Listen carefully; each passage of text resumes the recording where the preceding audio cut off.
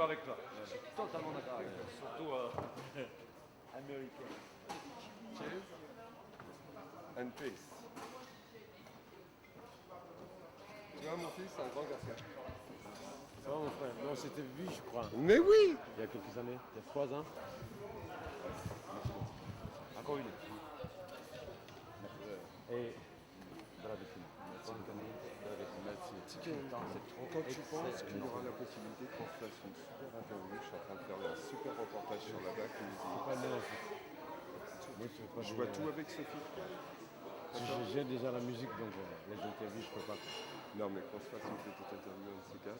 Moi il n'y a pas de problème, Ça s'est bien passé la tournée là un petit peu? Ouais, super. Tu sais que je suis en train de faire des hommages à M. Milan Grace et j'ai 30 000 interviews des plus grands qui... Je parle de choses sérieuses. On m'entend pas, mon petit gars. Ça va être longtemps. Ça c'est celle là où on est là. Alors moi je voulais savoir juste 2-3 questions, si c'était possible. La première c'est, quand tu as grandi, quels ont été vraiment tes masters qui t'ont donné l'envie de faire de la musique? Le Burning Spear. Bonne Spear. Burning Spear, Bob Marley évidemment. Et puis quelque part Alpha Blondy. Je crois que voilà, c'est là qui m'ont poussé quoi, qui m'ont vraiment poussé à faire cette musique. Et je me suis dit que surtout pour les Jamaïcains, les sujets qu'ils abordent dans leurs chansons, je dis que les mêmes sujets méritaient d'être abordés ici. En Afrique, je vais dire. Ouais. Voilà. Et donc, deuxième disque, comment ça se passe? Ça se passe bien en ce moment? Très bien. J'ai vu que tu as fait un super truc contre Bush, ça me fait vraiment plaisir parce que quand on voit comment tu as vu ce qui s'est passé en Nouvelle-Zélande, en Nouvelle-Orléans, scandale qui est en train de se trouver comment la France c'est vraiment un scandale. Je ne sais pas si tu as eu un peu des échos de ce qui s'est passé. J'ai des échos, c'est déplorable hein, parce que ouais, je pense que cela justifie encore notre combat. Exactement. Par rapport à tout ce qui se passe contre les populations démunies. Je crois que aujourd'hui, les gens tardent à trouver des solutions parce que c'est une population pas comme voilà. Et c'est des choses à déplorer.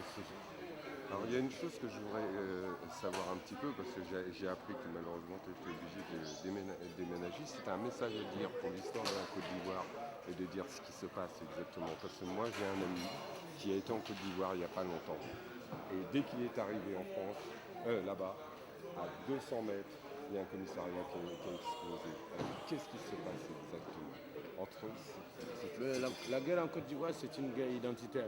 C'est une guerre provoquée par beaucoup d'injustices, par l'inégalité qui a régné entre les Ivoiriens pendant des années. Oh oui.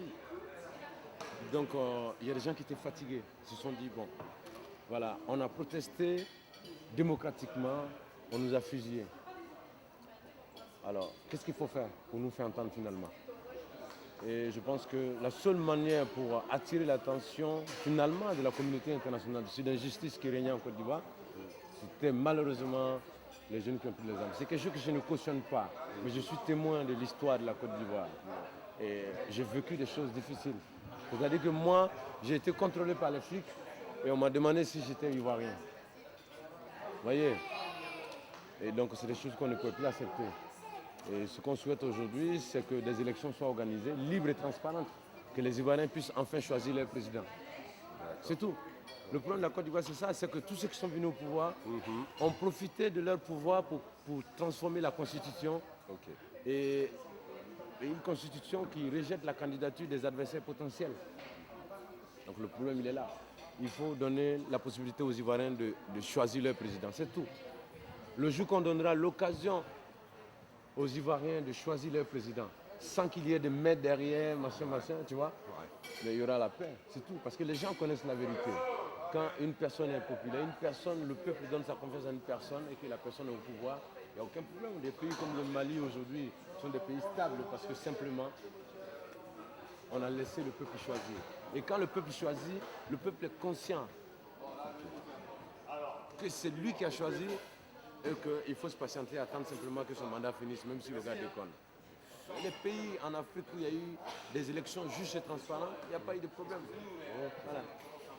Donc c'est ce que je peux dire pour la Côte d'Ivoire. Et puis bon.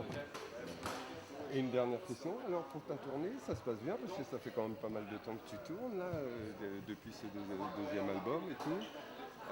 Aujourd'hui, est-ce que c'est un signe qui t'intéresse de savoir que quand même la fête de l'humain, c'est quand même quelque chose justement où ils se battent depuis des années? Bien sûr, bien sûr. Moi je suis très heureux, tout le temps heureux quand je suis invité ici, c'est la deuxième fois, c'est vrai. Oui.